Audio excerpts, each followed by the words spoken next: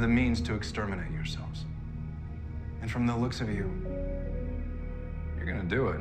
What's up, lore masters? This one is going to be a little different. I was recently inspired by an episode of Star Trek that I had just watched and wanted to discuss it. Honestly, I really wanted to explore the decisions that scientists from the Alpha and Beta Quadrants made to not share technology that could have won the Dominion War in weeks, if not days. Let's just get into it. This was our last day. The day the Earth we knew ceased to exist.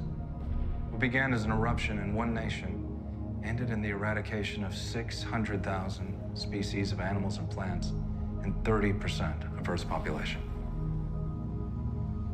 Global suicide.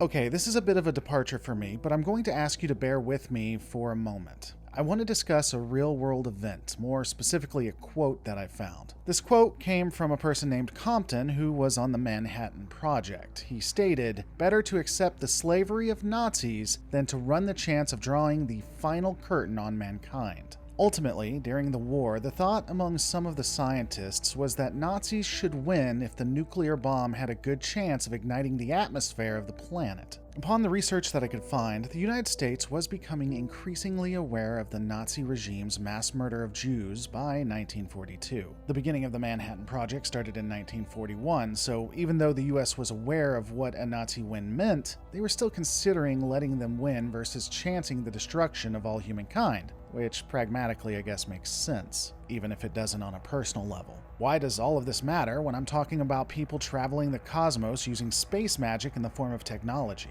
Well, it's because of the Discovery episode Janal. And okay, don't click off yet. I understand. Just give me a second. Stop a moment and hear me out, even if you hate Discovery. Okay? Also, for those who care, spoilers for Discovery in 3, 2, 1. Our scientists seeded the primordial oceans of many worlds where life was in its infancy.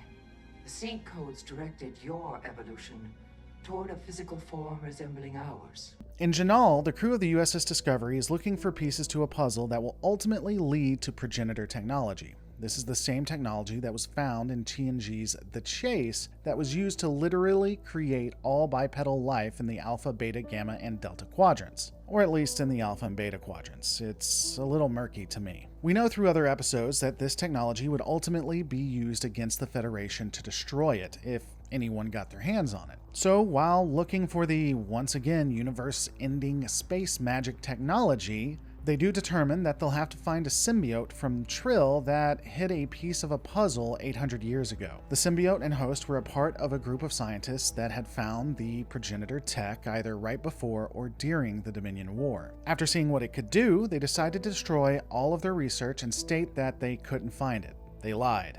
Years.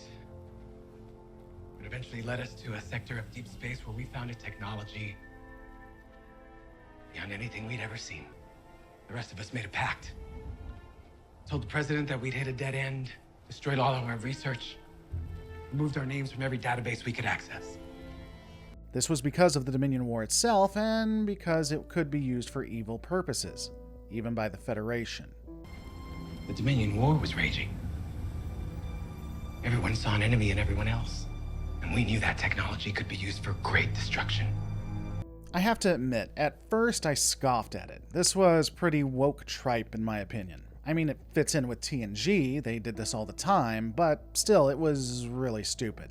But then I got to thinking about it. Starfleet, when you consider the sum of all of its actions, was not worthy of such tech at the time. When analyzing all of the events, we can see that they were willing to do anything to win when they found themselves both on the losing side and when they were most assuredly going to have a victory. We see this in the episodes In the Pale Moonlight and 2 other episodes, When It Rains and Extreme Measures, all 3 from DS9. At 0800 hours, station time, the Romulan Empire formally declared war against the Dominion. They have already struck 15 bases along the Cardassian border. Looking at the episode In the Pale Moonlight, Starfleet endorsed and moved forward with a plan that would ultimately betray and lie to the Romulans to pull them into the war. This would kill tens of thousands, if not hundreds of thousands, of Romulan citizens. This was a betrayal of every ideal that the Federation stood for, and Starfleet agreed to it. Maybe it was really starting to get to me. But I was off the hook. Starfleet Command had given the plan their blessing, and I thought that would make things easier.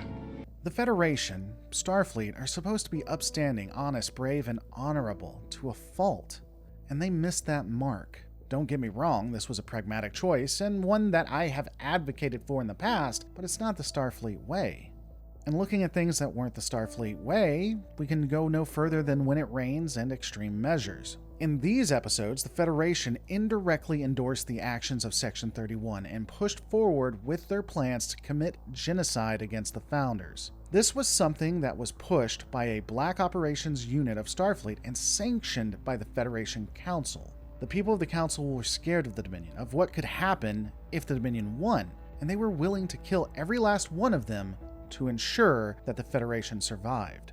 And again, this was done when the Federation was winning.